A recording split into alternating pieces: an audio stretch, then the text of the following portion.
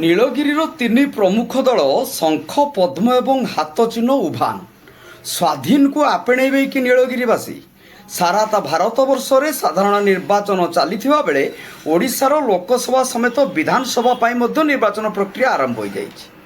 ଏଥିମଧ୍ୟରେ ଓଡ଼ିଶାର ପ୍ରଥମ ପର୍ଯ୍ୟାୟର ନିର୍ବାଚନ ପାଇଁ ନାମାଙ୍କନ ପତ୍ର ଦାଖଲ ଶେଷ ହୋଇଛି। ବାଲେଶ୍ୱର ଜିଲ୍ଲାର ଲୋକସଭା ପ୍ରାର୍ଥୀ ପାଇଁ ତିନି ପ୍ରମୁଖ ବିଜେପି, ବିଜେଡି ଓ କଂଗ୍ରେସ ସେମାନଙ୍କର ପ୍ରାର୍ଥୀ ଘୋଷଣା କରିସାରିଥିବା ବେଳେ ବର୍ତ୍ତମାନ ପର୍ଯ୍ୟନ୍ତ ନୀଳଗିରି ବିଧାନସଭା କ୍ଷେତ୍ର ପାଇଁ କୌଣସି ଦଳ ପ୍ରାର୍ଥୀ ଘୋଷଣା କରିନାହାନ୍ତି। ଆଜି ବିଜେଡି ଅଷ୍ଟମ ପର୍ଯ୍ୟାୟ ପ୍ରାର୍ଥୀ ଘୋଷଣା କରିଥିଲେ ମଧ୍ୟ ନୀଳଗିରିକୁ ଝୁଲେଇ ରଖିଛି।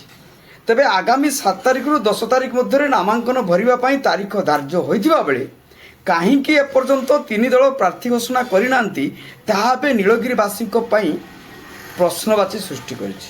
ଦ୍ୱନ୍ଦ୍ୱରେ ରହିଛନ୍ତି ନୀଳଗିରିବାସୀ। ଏବେ ସ୍ୱାଧୀନ ପ୍ରାର୍ଥୀକୁ ସେମାନେ ଆପଣେଇବେ ବୋଲି ମନେ ମନେ ଠିକ୍ କଲେଣି। ଯାହା ଅନୁମାନ କରାଯାଉଛି ସମସ୍ତ ଦଳ ବିଜେଡି ଉପରେ ଆଖି ରଖିଛନ୍ତି। ବିଜେଡିର ଦୁଇ ପ୍ରମୁଖ ଆଶାୟୀ ସୁକାନ୍ତ ଓ ସନ୍ତୋଷ ସେମାନଙ୍କର ଶକ୍ତି ବୃଦ୍ଧି ଚାଲିଥିବା ବେଳେ ଉଭୟଙ୍କୁ ନେଇ ଦଳ ଏବେ ଚିନ୍ତାର ଅଛି। ଏମାନଙ୍କ ମଧ୍ୟରୁ ଜଣେ ବଳି ପଡ଼ିବାକୁ ଥିବା ବେଳେ ଦଳ କାହାକୁ ଟିକେଟ୍ ଦେବ ଏନେଇ ଦ୍ୱନ୍ଦ୍ୱର ଏବଂ ଦ୍ୱିଧାରେ ଥିବା ବେଳେ ଅନ୍ୟ ଜଣକୁ କିପରି କେଉଁଠି କେମିତି ସନ୍ତୁଷ୍ଟ କରାଯିବ ତାହା ଏବେ ଦେଖିବାକୁ ବାକି ରହିଲା। ସୁକାନ୍ତ ବିଜେପି ଛାଡ଼ି ବିଜେଡ଼ିରେ ଯୋଗଦାନ କରିବା ପରେ ନୀଳଗିରିରେ ଅଡ଼ୁଆ ପରିସ୍ଥିତି ଦେଖିବାକୁ ମିଳିଛି।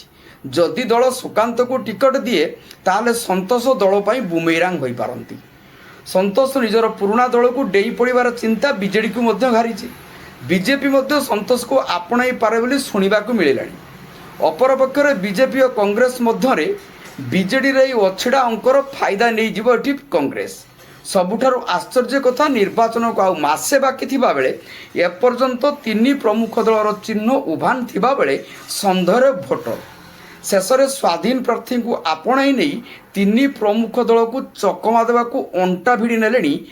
କହୁଛନ୍ତି ଏକଥା ଆମେ ନୁହଁ, ରାଜନୈତିକ ବିଶ୍ଳେଷକମାନେ ଅନୁମାନ କରି ଏକଥା କହୁଛନ୍ତି। ନୀଳଗିରିରୁ ମନୋଜ ମହାନ୍ତିଙ୍କ ରିପୋର୍ଟ, ଜନତା ଏକ୍ସପ୍ରେସ୍।